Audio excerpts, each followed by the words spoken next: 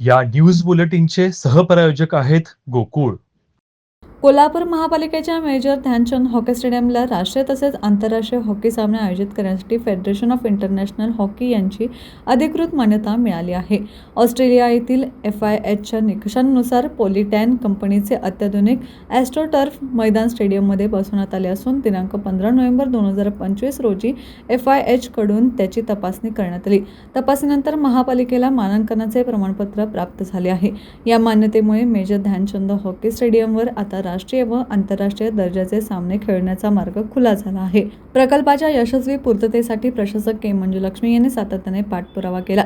भारत सरकारच्या युवा कार्यक्रम, खेळ व मंत्रालयाच्या खेलो इंडिया राष्ट्रीय क्रीडा विकास योजनेअंतर्गत या स्टेडियममध्ये ॲस्ट्रोटर्फ मैदान व पूरक सुविधा विकसित करण्यासाठी ₹5.50 कोटींच्या प्रकल्पास केंद्र शासनाची मंजुरी मिळाली होती.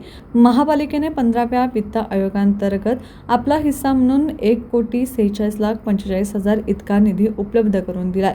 केंद्र शासन व महापालिकेच्या सहभागातून आतापर्यंत एकूण ₹6,96,45,000 इतका निधी खर्च करण्यात आला. या मान्यतेमुळे कोल्हापूरच्या क्रीडा क्षेत्रात महत्त्वाचा टप्पा गाठला असून भविष्यात मोठ्या राष्ट्रीय व आंतरराष्ट्रीय हॉकी स्पर्धांचे आयोजन करण्यासाठी शहर सज्ज झालंय.